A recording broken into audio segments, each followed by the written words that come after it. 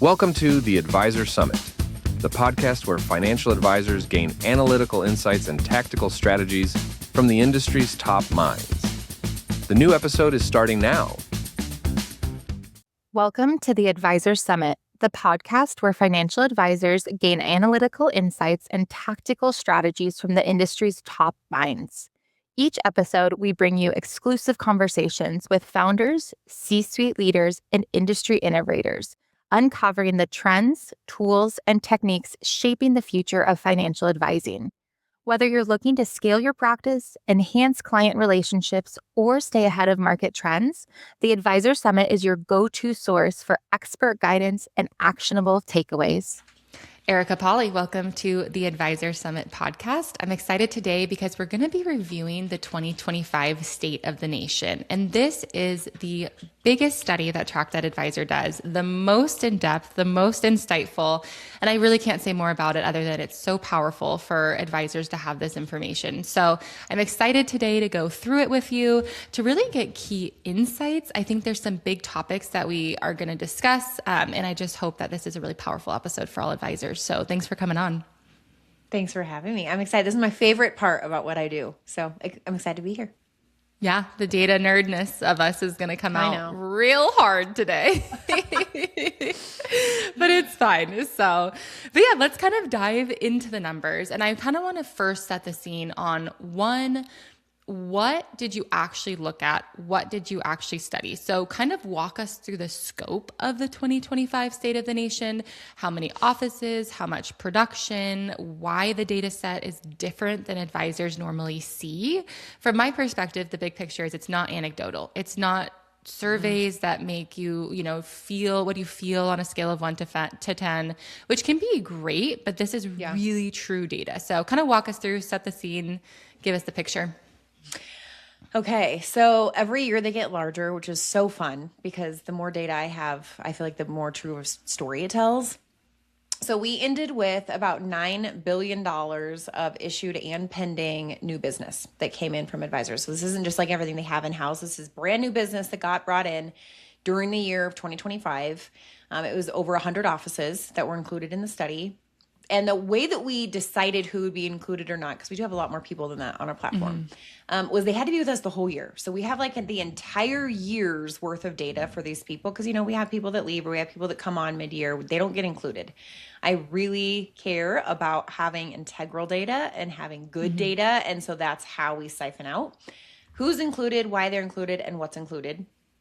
And to your point, yes, this is the only study that I'm aware of that has this many advisor practices data collected and sliced the exact same way, and it's not anecdotal. Numbers don't lie, and I don't think advisors try to lie. I just think a lot of times they're not talking about the same thing. It's not apples to apples. When someone says close rate or ROI, they're using two different definitions and two different ways to find that. But also they're just using gut. And, you'll hear advisors all the time that's like, get someone in front of me and I'll close 50%.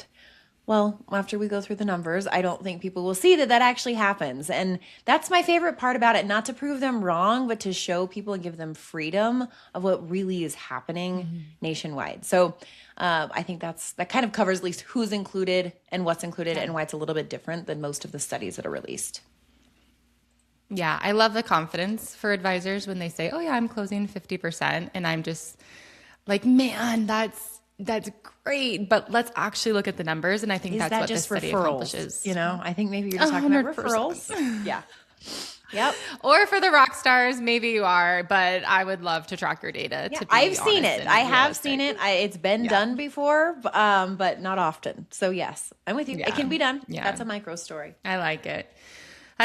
So, okay, let's kind of dive in also to what you're seeing in the data. So one of the biggest shifts that I saw from just kind of looking through the numbers is referrals overtaking dinner seminars. Why is this happening now? I know they've constantly been in the loop and have been on that trajectory path, but what is going on with referrals versus dinner seminars? Okay. Yes. So referrals used to be the number one thing, and then they kind of dropped a little bit in 2024. and they're basically just coming back. So it's kind of like they're returning to their place where they probably should have been before. It's just that they dropped. One of the reasons why they dropped in 2024 was because client replacements became really, really big for a lot of advisors. So they were mining their current clients. They kind of forgot about referrals for a minute. And so existing clients grew huge in 2024, and referrals dropped and dinner seminars increased from a percentage standpoint. And now it's like things have kind of evened out. Like existing clients kind of dropped a little bit. Referrals rose again to their rightful place. And so it's more of them coming back to where they have stood for many, many years. Now, workshops, on the other hand, were like this underdog that I've cheered for many, many years. And they have caught up as well. And that one is bonkers to me because I've cheered for them. They're like that secret favorite child that you're not supposed to have that I have had. And I've said it for years. And they are finally coming up. And I think it was like 13% was dinner seminars, and I think 12.2 was workshops. So wow, they've made this name for themselves. And that one I'm really excited about. But yes, that's why referrals have done it. It's kind of like they're coming back to where they're supposed to be. And then workshops are like charging ahead and making a new name for themselves. I love that. And workshops, I feel like, well, one, why are you rooting for workshops? What is it about it that makes it an attractive funnel from your perspective? Honestly, it's a total personal preference. Like that's just the way I learn. I'm just a learner type of human. And so I would personally want to go to a workshop rather than a dinner seminar. To me, the dinner seminar feels like, and I think advisors know this, like it's a fun sales pitch and you're telling the stories and you're getting them into it. And that's what most advisors are really, really good at, which is why dinner seminars thrive. The workshop piece is just more intense. It's just usually they're 2 nights. Usually there's not much food. It's not like the pomp and circumstance. It's straight education. But there's a lot of people who want that. And there's a lot of people who will not go to a dinner seminar. And advisors are learning this and they are figuring this out. And and I want to say this as a disclaimer a little bit. The workshops don't do better necessarily than dinner seminars. It's just that more people are doing them. So they both perform well. They both have a positive ROI. They both close leads fine. It's just more people are doing them now and reaching that other audience. It's 2 different audiences. And that's what gets me excited. And that's why I like them. Okay. Nope, that makes sense. And I think you touched on this briefly. That's kind of how they've changed year over year, is that more people have adopted the idea that they are necessary. They are a good funnel. Are there any other changes that come to mind from the workshop perspective that you think really helped it move in its position this year? Honestly, I mean, the only thing I'm seeing is just the fact that more people are doing them. So it's not like people are necessarily changing the way they did it before. I think there are just more companies that are offering different varieties. Yeah. Like when I first started in the industry, there was probably only like 2 that really did it and did it well. And now even the big mail houses are offering like the educational type events that are not just the dinner seminar events. And so there's a lot more ways to get the people there.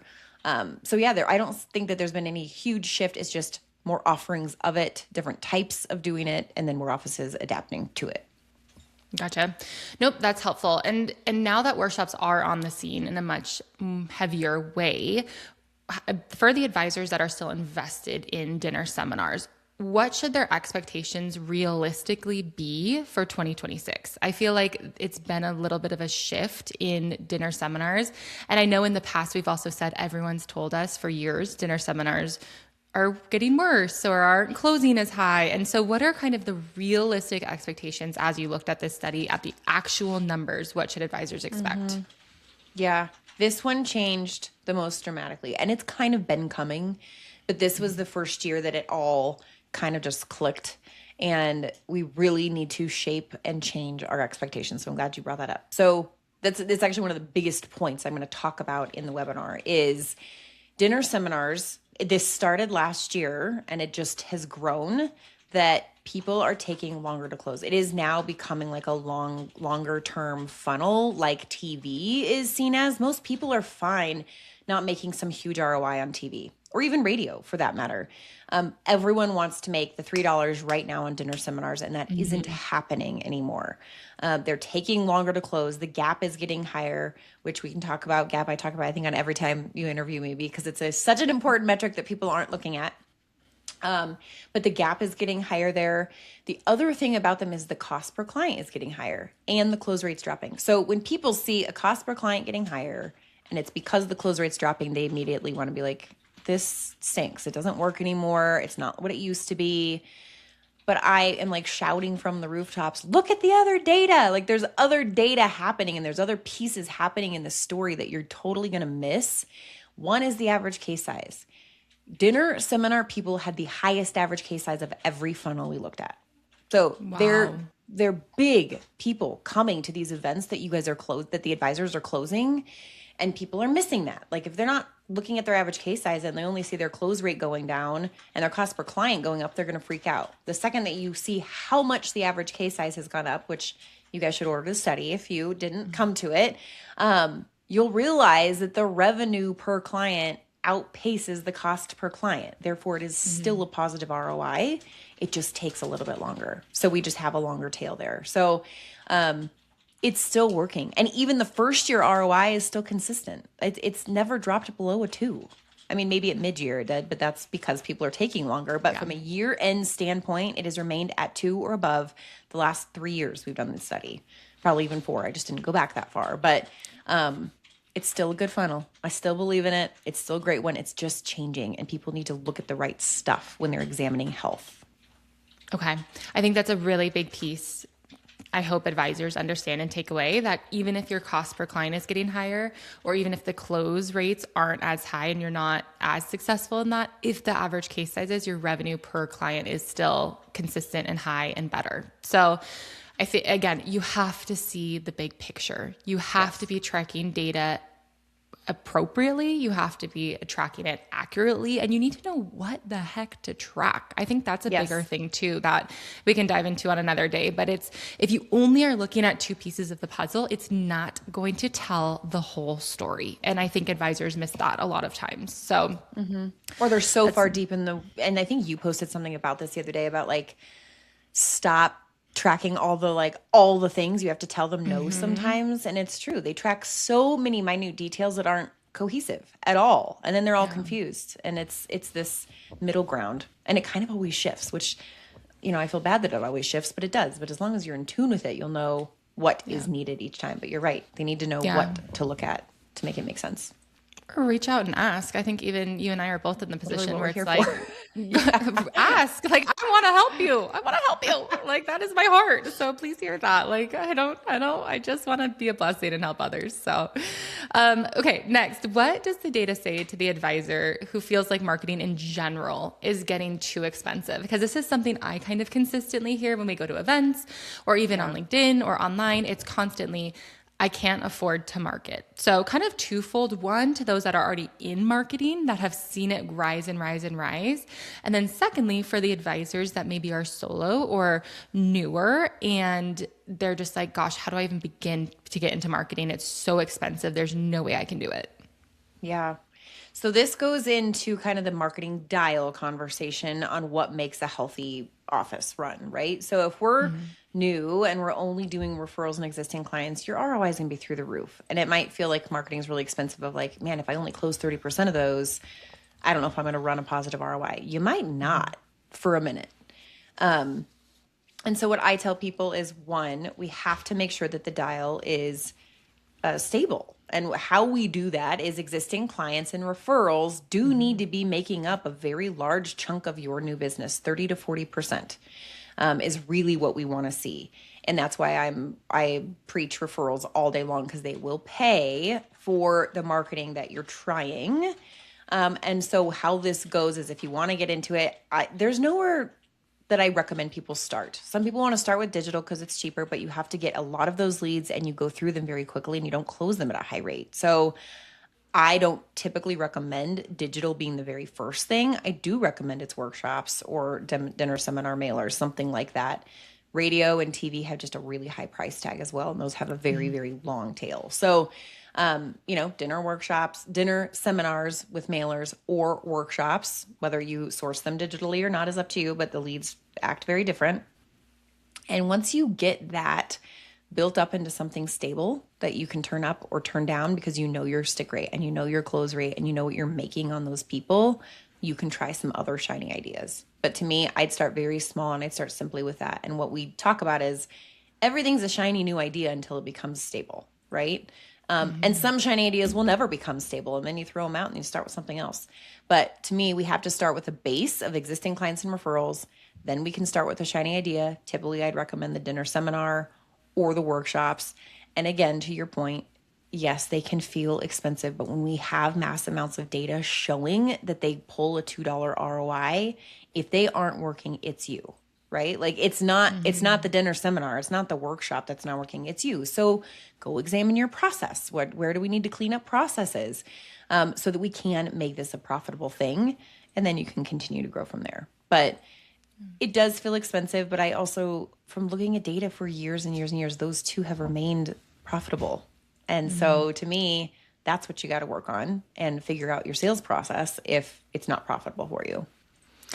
I think too, I love the notion that it's accountability and it's ownership, and you can't just sit here and be like, dinner seminars don't work. You need to really be internal. And you know what? I always say too, marketing is a little bit of a matchmaking process. So maybe dinner seminars don't work for you, but maybe you're a great educator. Maybe you're excellent at teaching and educational workshops are for you. So I think there's some ownership piece to that. I also think a lot of IMOs, like some of the biggest that we work with, are huge at supporting this and are huge at resources. So if you don't have resources available, I know there's a ton of IMOs with those resources, or even online. There's so many good people in this industry that want to help you.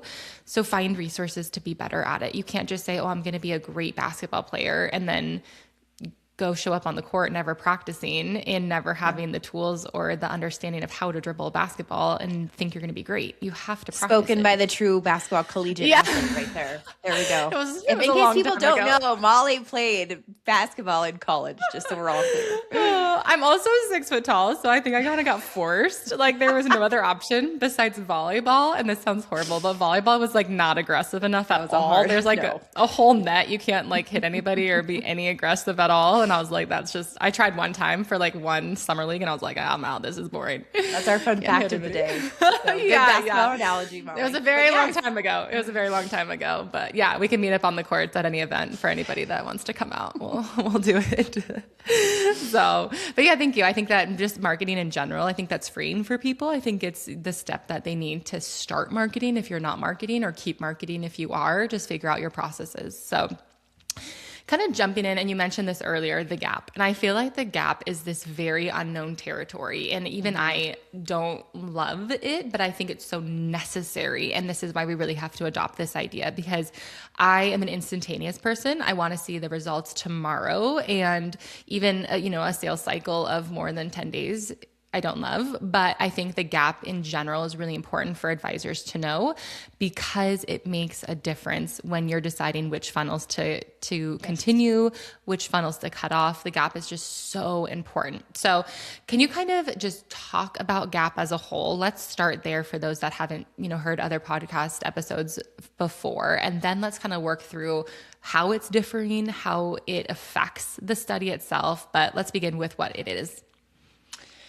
It is a weird, from a technical definition standpoint, it's weird. And I think it's where we lose a lot of advisors that are like, that feels really intense. But we have to get intense for a second. So bear with me. So basically what I'm looking at is the percentage of business that advisors wrote and got paid on last year that they didn't pay for last year. It's like the easiest way I can define this. And don't worry, you're not like, everyone keeps asking, like, I don't understand what you mean by gap. And I'm like, I'm trying to come up with the most simple definition for this. But for instance, it's happening right now, right? Like we're in February of 2025. These advisors are writing new business right now from 2020. Sorry, we're in 2026. These are writing business right now from 2025, from people they spent money on last year. That's going to be included in their gap percentage, because they spent money on them last year. And when we talk about 2026 ROI, I don't want to include those people. but we do need to take them into consideration, right? We have to consider the people that are getting paid on this year or writing this year that we paid for last year. And so this is us. This is how TTA solves for that and solves for that gap. And so we take percentages. And when I'm looking at offices, really what we determined was the threshold. And I want to stay away from language of good or bad. So it's very important that people hear me. There isn't a good or a bad. There is just above threshold or below threshold. And what that means is when you're above 30% of your business being from previous year, we need to look at different data points.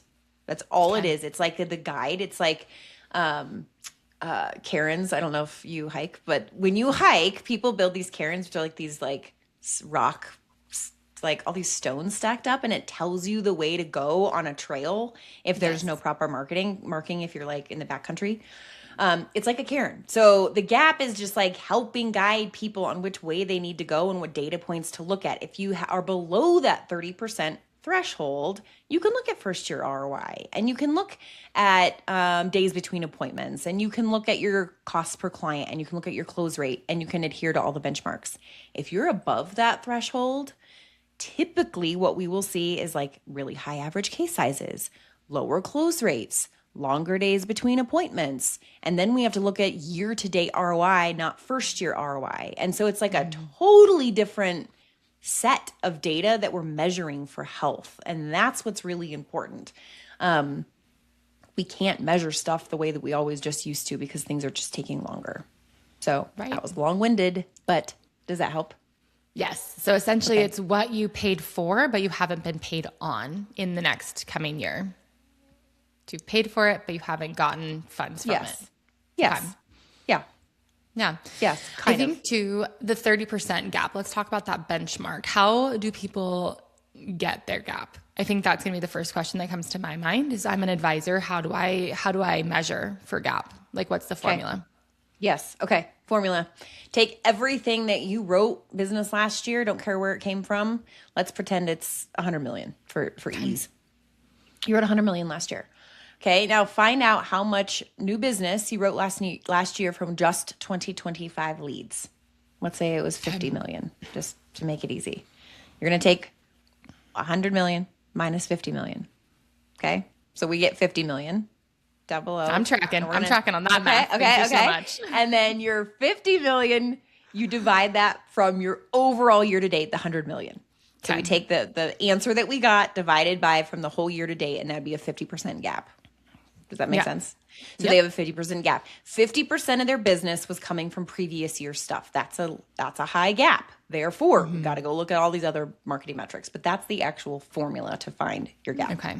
I love that. And at Track That Advisor, we call that lead year versus year to date. Yes. So you're marking what lead year you met them in or when you met that prospect and eventually closed their business. So that's a great way to do it. If you're in a tracking platform, you can just add what year you marketed to them. You spent marketing dollars on them. And I do want to add a little bit of a caveat to that. Another one of the biggest questions we get asked by people is like when to track the lead year for somebody. Leads will come in and be like, I attended your seminar 3 years ago and now I'm here. And they're like, do I count that as a previous year? Do I count that as a current year? Like we get this question all the time. So from a best practice standpoint, we say you need to mark them as the lead year of the thing that brought them in right now. Okay. However, on the side of that, if you're doing any like lead nurture campaigns, long-term nurture, drip lists, working with Snappy Kraken, anything like that, you can go one of both ways. So let's just say, you've been dripping on these people or long-term nurturing them for a long time. You could call them a previous year lead, and that would go towards your gap, right? Because it's an old lead. Or you can call them a 2026 snappy lead, and it would help your gap be lower. So we don't necessarily care on that point. You just have to do it the same way for everybody. But that's just one of the biggest questions we get asked is like, how do I know what lead year to put for people? And we say, okay, ask us and let's all decide what the plan is going to be. You just got to be consistent with it. Consistency is so key. I think too, you mentioned this just slightly, but I want to kind of dive into it further. How do advisors reduce gap? If I'm an advisor and I'm going, okay, great, 50% of my business I'm not even getting paid on in the year. One, that's a cash flow problem.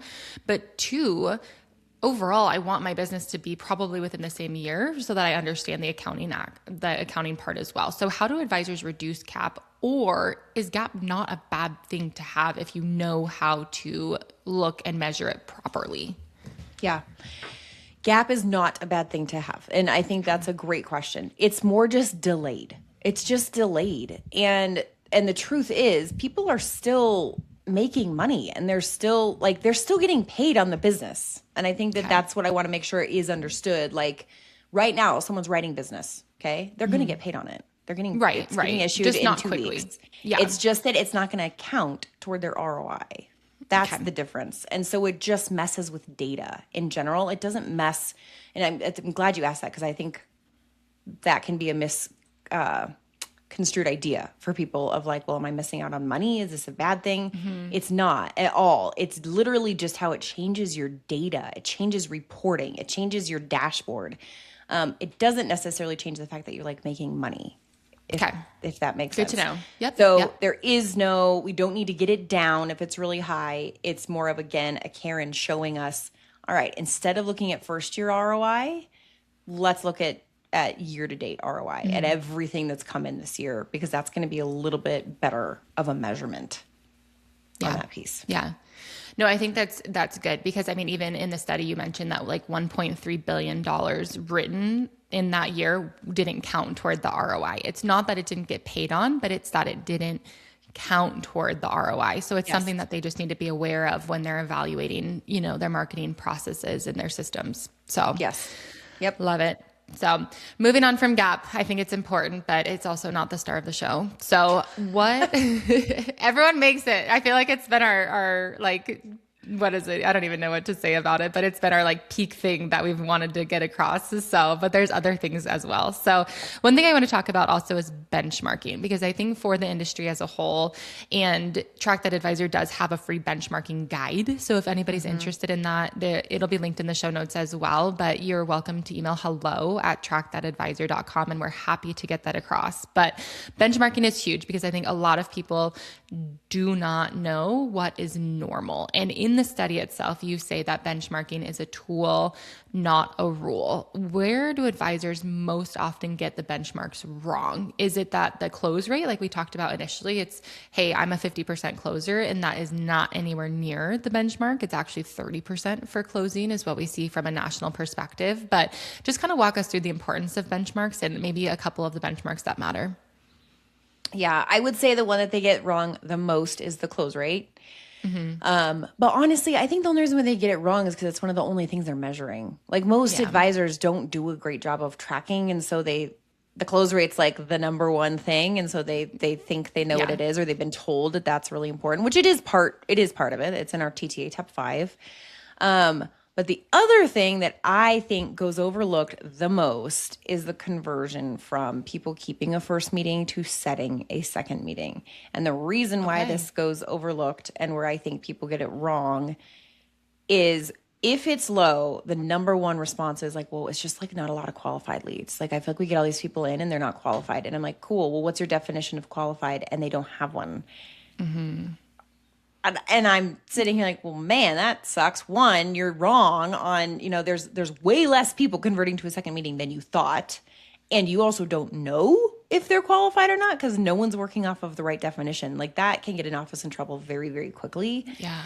And so they think they're converting more, or they think more or less people are qualified or not. Like it's just really gray right there. That's like this weird data desert that no one has data on scheduling a first and or keeping the first and or if they're qualified. Like those 3 little points right there say a lot. And there's a ton of training in our industry on closing leads, right? Like the close, and talk about the close and close more leads. And I'm like, man, if you're hemorrhaging 50% of your leads before, then you don't even get a chance to sit with them. So that part I feel like has done, like, the advisors have done a disservice to not look at it, and our industry as a whole doesn't include it. And so that would be one that if I could shout from the rooftops to start looking at, would be the conversions between first meetings kept and second meetings set and or kept. I mean, we measure all of them, but I'd start there. Yeah, it's huge because if you're not even getting them to the closing meeting, it doesn't matter how good of a can't do closer it. you are. Yes. Yeah. Yes. It's going to decrease it so heavily.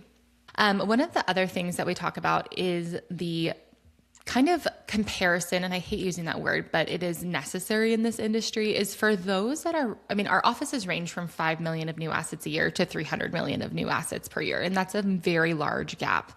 How should advisors actually use benchmarks to compare themselves to the actual peer group that they're a part of versus maybe other advisors that are a bit larger than them? So if I'm a solo advisor, I would assume the benchmarks for me are going to be slightly different than for those that are the CEO style producing 300 million a year. And my goal is to get there, but if it's not, how do I accurately compare myself within the benchmarks? Great question. And we get that all the time. A few years ago, I wrote a benchmarking study based upon office size, but I'm doing a new one. And so that's coming out actually in a few months in the Resource Center. And we're going to be breaking down all of the 2025 data, the $9 billion by office size for this exact reason, because I see so many offices or ones that are like really managed money heavy or only doing managed money. And they're like, well, we don't even do annuities. Like that doesn't apply to me. And here's why. And so I will be doing a study for everyone to know kind of where they lie, benchmarking for those specific sizes. Okay. And you're right. I think that we have to start somewhere, and we start with macro, and that's fair. But it's also, I don't want people being like, well, that doesn't apply to me because X, Y, Z. And that's not fair. I want something to be able to apply to everybody. And that's what the study will help do. So that'll be housed in the Resource Center. And I think that's fair, but it does go along the point. Like one of the big points of the study was like, stop chasing somebody else up the mountain. Right. Yep. And yep. It's funny because I'll talk about benchmarks and people are very quick to be like, well, that doesn't apply to me because, but then on the flip side, 5 minutes later, they'll see someone up on stage and be like, okay, well, I need to have a process like just like them. And like, this is how it has to look in our office. And this is how, and I'm like, hold the phone. Like you didn't want it to apply to you when we talk about benchmarks, but then you see somebody else up there and you want to be just like them. They're not, they're different things. You're a different office, you're a different location, you have different staff. And so I think, one, yes, we do need benchmarks, but two, advisors need to stop doing that. They need to stop looking at the guy up on stage or the gal up on stage and saying, let's go be just like them, because that isn't fair either. Yeah. You got to run your own race. I think that's what you've always said to advisors too. And the point you've proven, it's, yes, we want to be like the successful, and there's joy and there's good wisdom and kind of understanding what is successful and mocking that a bit, but it's not always the same for every office. So I'm excited for that study. We'll link the Resource Center sign up list as well in the show notes too, for anyone that's interested in that. Erica writes amazing studies and does videos on them and just quick takeaways, and it's amazing and it's very cheap. So get in there and get your data resources. It's huge. That's the education piece. But yeah. Let's kind of switch to the prospect story. This is something that I've always found really intriguing on how a prospect should behave in the sales cycle and kind of what is normal. Again, back to the benchmarking. I don't think you can measure what is happening in your office until you know a baseline and what's normal. And then you can decide, okay, am I doing well or am I needing work in certain aspects? So for those listening that are unfamiliar with Track That Advisor's prospect story, can you kind of walk us through that, walk us through the benchmarking and kind of teach advisors how that's important to track? Yeah. Prospect story is kind of one of our trademark things that people know about us is we put a visual representation to what's happening with your prospects in the sales cycle. So we start with stick rate of first meeting. Of the people that set a meeting, what % keep it, and benchmark theirs is 70. It's been there forever. We've hit it. The nation has hit it pretty much every single year. I don't want to give any spoiler alerts. So I'm not going to tell you what happened in 2025 with any of these. Go listen to the webinar or go purchase it from the Resource Center. But then we look at moving into the second meeting. What % of the people who kept a first meeting should schedule a second? And that benchmark is 60%. Okay. That's that piece I was talking about. Like sometimes we look at qualified that moved. Sometimes it's just the people that moved. Not everyone uses qualified, so we don't put that in our macro study just because not everyone uses that metric. But just of everyone that keeps a first, 60% should be moving to a second. Of the people who schedule a second meeting, 80% should be keeping it. They should, 80% of the people should be keeping a second meeting. You should have done your job. They should be excited. They should be looking for some sort of a handout or a give or whatever it is, or the offer. And that 80% should be keeping it. And then we have 2 separate close rates that we measure. It doesn't have to be a both and. It can be either or scenario, but they all link together and they all have a relationship. All 5 of these points have a relationship. But the first one is the kept first to client, which is the typical close rate, which is what most people measure, and it's the only thing they measure. And then the kept second to client, that should be a 55%. And I don't think I said for kept first to client, it should be 30%. So 30% of the people who sit with you in a first meeting should become clients. 55% of the people who sit with you in a second meeting should become clients. That's how we measure those 2 different close rates.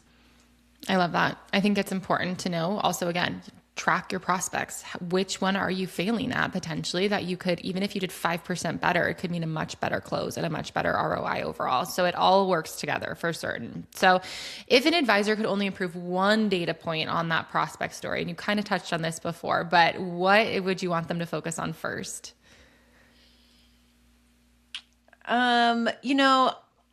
That's a hard question. You're like, focus on it all. I think the advisors are missing the kept first, set second. So I think that one is the one that's like the least tracked. Okay. I think that the one that's the easiest, I'm not going to answer your question. I'm going to answer your question in a roundabout way. The easiest one to fix would be your stick rates. Those are like the fastest, quickest ones that you can get up. The first meeting or the second meeting. The second meeting is the easiest one to fix. Mm-hmm. If it's going to move the dial on your ROI the most, it'd be your kept second to client, because it's your actual just close, like just straight closing more people. But again, I mean, all of them work in tandem. If you don't move enough people to a second meeting or they're not keeping it, then you're not having as many at-bats to close. But all of them kind of do something different. And usually every office has one that really struggles. Like every review I do, every call I do, it isn't like most of our offices have like 4, that are off.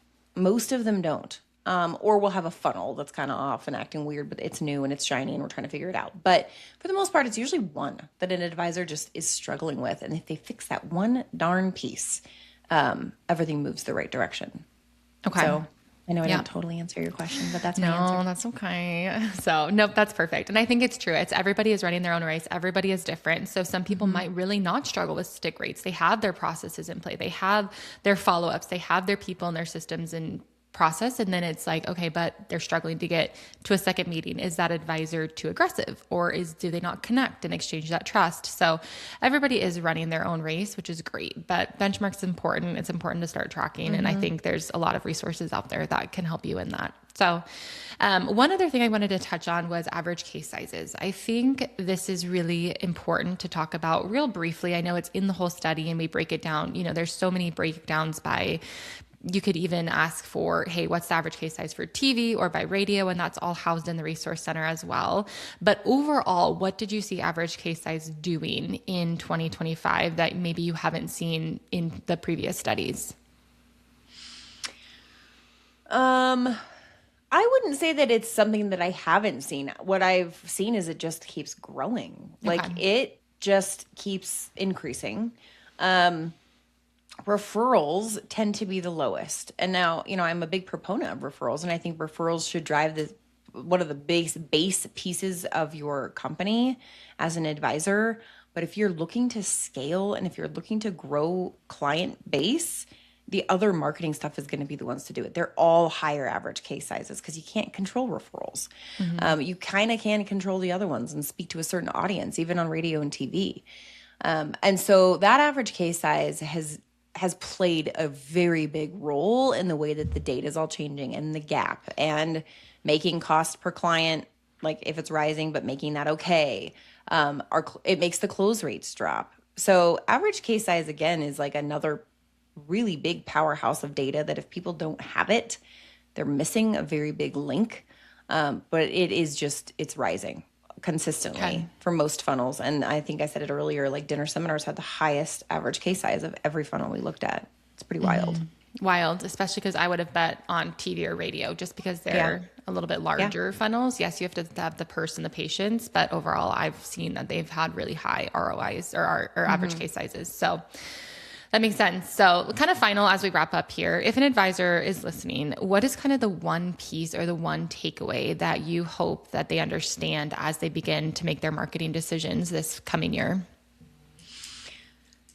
I've kind of said it in two different ways, but I think it is just for them. When I say run your own race, I mean, I do. I say that all the time. Yeah. But I think that people just miss it because they're like, I mean, I am, I'm putting my own spin on stuff. And I think when I say that, I mean, you really need to understand your data. Like if you aren't tracking it and knowing the story that the data is telling you and making decisions based on that or changing your sales process based on that, you're doing yourself a disservice. Like point blank. You can't grow when you're just flying by the seat of your pants or adopting everybody else's sales process. And that's what I mean by run your own race, right? I think it's more of getting data, knowing that it's clean. The other piece to this, and maybe this will probably be my final takeaway, is there are a lot of tracking platforms out there. Like we have ours, I believe in ours. We have lots of different levels for lots of different office sizes. We didn't used to have that, but now we work with the smaller offices all the way up to the larger firms. But regardless if people even use our tracking system, because there are other companies out there doing it. My biggest thing is when you work with any company, us included, know what the heck the reports are saying. Yeah. Like at the end of the day, if you don't know what a number is or how it's calculated or what it's counting or the definition of it, you're not going to use your data and you're not going to be able to run your own race because you don't even know what it's saying. And we're seeing this constantly. People are coming to us and like, well, we built out this system and I have these reports, but I don't really know what they are. Or they get so convoluted and they're so intense and they're so in the weeds. And I already mentioned this is like, then that's a huge disservice too. And so to me, start with the TTA top 5. Like we have the top 5 things that people just have to start with, whether you're using our stuff or using somebody else's, start there. And that will help you at least from a starting line standpoint for your own race. Yeah, I think that's huge also. And I mean, not to plug TTA, but it's also what I love. And I know it's so helpful for advisors, but I think not understanding your data is a huge gap that we now fill with the coaching platform and with kind of a lot of new services that we've rolled out this year. We've seen that need. We've seen, hey, you're on XYZ tracking platform. Awesome. That is great. You have your numbers. That's important to us. But now filling the gap of knowing your numbers and understanding your numbers. So through the storytelling course where we actually teach you what that means, or through our reporting platform where Erica actually will go and say, hey, here's the actual report based on the numbers you're tracking. This is what it means, and this is how you utilize it in the office. So again, Track Advisor has great resources to fill this gap, but the fact you're tracking your numbers, I want to say is kudos, because that's important regardless of whatever platform you're on. So yes. It's true. So also kind of just wrapping up, last question here, where can people find the study and the video recording of the webinar that went over all of 2025? And if you weren't on the webinar, feel free to email hello@trackthatadvisor.com. We do a lot of studies and everything, and they can get you on the list for important announcements. We don't spam you. It's a big thing for us. We don't want more emails than everyone already has, but you are missing important announcements. So email them, or you can go on our site and plug in your email also. But kind of, Erica, just wrapping up, where can people find the study? Yep. So they can find it in our resource center. That's where it's going to be housed with the video that goes along with it. That I think is like, it's like $1,000 a year. To me, you said it earlier, it's like dirt cheap, but we did want to make it at least available to any advisor, whether you're doing marketing or not. But that's the membership to go in there, but that has tons of articles in there as well. They can also purchase it from our website. I think it's $100 to just go on. They say they want it. They throw in their credit card information and it'll get delivered to them in a video and a PDF format. So those are the 2 ways to get it if they were not on the webinar itself. Awesome. Well, thanks, Erica, for joining. I'm excited. I learned a lot even today, and I'm hoping that advisors across the nation will understand the importance of data and even just the benchmarks and what you've shared today. So thanks for sharing your knowledge. Thanks for having me. Love being here.